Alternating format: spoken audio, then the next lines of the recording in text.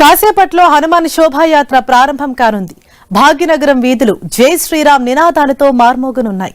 సిటీలో మొత్తం 168 శోభాయాత్రలు నిర్వహించనున్నారు. ఇందుకోసం పోలీసులు పూర్తి ఏర్పాట్లు చేశారు. హనుమాన్ జయంతి సందర్భంగా పోలీసులు పటిష్ట బందోబస్తు ఏర్పాట్లు చేశారు.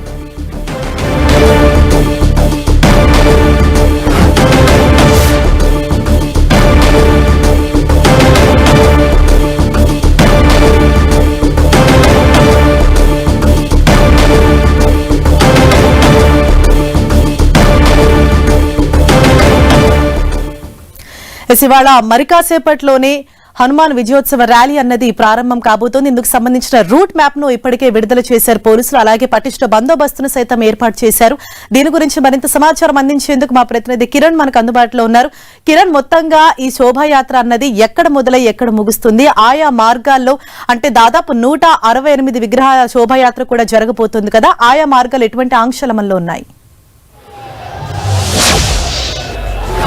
హరీష, హనుమాన్ జయంతి సందర్భంగా ప్రతి ఏడాది హైదరాబాద్లో జరిగే హనుమాన్ శోభాయాత్రకు సంబంధించి కూడా ఈసారి చాలా పకడ్బందీ ఏర్పాటు చేసినట్టుగా మనం చెప్పాల్సి ఉంటుంది. ప్రస్తుతానికైతే అందుకు సంబంధించి గౌలీగూడలోని రామ మందిరం వద్ద నుంచి థర్డ్ బండ్ వరకు సుమారుగా 12 కిలోమీటర్ల మాత్రం కూడా ఈ హనుమాన్ శోభయాత్ర ప్రారంభం అవుతున్నట్టుగా చెప్పుకోవాల్సి ఉంటుంది. దీనికి సంబంధించి అడుగడుగున కూడా భక్తులు నీరాజన పడతారు. ప్రతి ఏడాదికి సంబంధించి కూడా కొన్ని వేలాది మంది సంబంధించిన హనుమాన్ భక్తులతో పాటు నగరం నలుమూల నుంచి కూడా పెద్ద సంఖ్యలో వస్తున్నారు. దీనికి సంబంధించి ఒక్కసారి చూసుకుంటే మనం కొద్దిసేపటి క్రితమే స్వామివారిని ఉత్సవ రథం మీదకి ఎక్కించిన పరిస్థితి కనిపిస్తుంది. ఇక పూజా కార్యక్రమాలు పూర్తయిన తర్వాత కూడా ప్రసారికైతే శోభయాత్ర ప్రారంభమైనట్టుగా మనం చెప్పుకోవాల్సి ఉంటుంది. ఒక్కసారి విజువల్స్ చూసుకోవచ్చు.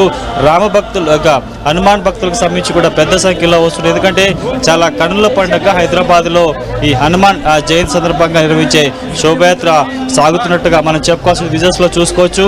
దీనికి సంబంధించి పోలీసు యంత్రాంగంతో పాటు ప్రభుత్వంలోని వివిధ శాఖాధికారులు కూడా చాలా పకడ్బందీ ఏర్పాటు. ఎందుకంటే ఇటు దేశవ్యాప్తంగా ముఖ్యంగా హైదరాబాద్ నగరంలో జరిగే ఈ హనుమాన్ శోభయాత్రకు సంబంధించి కూడా చాలా ప్రత్యేకత ఉంటుందని మనం చెప్పుకోవాల్సి ఉంటుంది. ఎందుకంటే దేశవ్యాప్తంగా ఇటు చాలా చోట్ల కూడా హనుమాన్ జయంతి సందర్భంగా శోభయాత్ర జరగడం చూసాం. కానీ మత సామరస్యానికి ప్రతీకైన హైదరాబాద్ నగరంలో కూడా పెద్ద ఎత్తున కొన్ని ఏళ్లుగా ఈ హనుమాన్ సంబంధించిన శోభయాత్ర సాగుతున్నట్టుగా చెప్పుకోవాల్సి ఉంటుంది. ప్రస్తుతం చూసుకోవచ్చు, ఉత్సవ విగ్రహాన్ని రథం మీద ఎక్కించారు. పూజా కార్యక్రమం కూడా పూర్తయిపోయింది. కాబట్టి మరొక నిమిషంలో అంటే సుమారు 5-10 నిమిషాలలో కూడా రథం కదలబోతుంది. ఇక్కడ నుంచి కోటి అటు నారాయణగూడతో పాటు ఆర్టీసీ ఎక్స్ రోడ్తో పాటు కూడా పూర్తిగా ఇటు 12 కిలోమీటర్లకు సంబంధించి కూడా ఈ పాదయాత్ర ఉండబోతుంది. చెప్పుకుంటే అడుగడుగున కేవలం ఇటు గౌలీగూడలో సాగే ఈ హనుమాన్ శోభయాత్ర కాకుండా కూడా హైదరాబాద్ నగరంలో నలుమూల నుంచి కూడా సుమారుగా 148 సంబంధించిన శోభయాత్రలు కూడా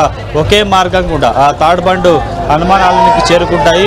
ప్రతి మార్గం కూడా ముఖ్యంగా చూసుకుంటే కర్మన్ ఘట్లోని ఒక శోభయాత్ర ఉంటుంది. ముఖ్యంగా గౌలీగూడ నుంచి ఇటు సాగే ఇటు ఇక్కడ నుంచి సికింద్రాబాద్ థర్డ్ బండ్ వరకు సాగే యాత్రకు సంబంధించి కూడా ఈ రెండు చాలా ప్రధానమైనవి. చాలా ఇందులో ఎక్కువ మంది భక్తులు పాల్గొంటారు. అడుగడుగున కూడా ఈ హనుమాన్ విగ్రహానికి సంబంధించి కావచ్చు, ఉత్తమ మూర్తికి నీరాజన పట్టేందుకు, వాడికి ఘనసాగంధం పలికేందుకు రూట్ మ్యాప్ ఎక్కడైతే ఉంటుంది 12 కిలోమీటర్ల పొడుగున కూడా భక్తుల సంబంధించి కూడా నీరాజనం పడుతూ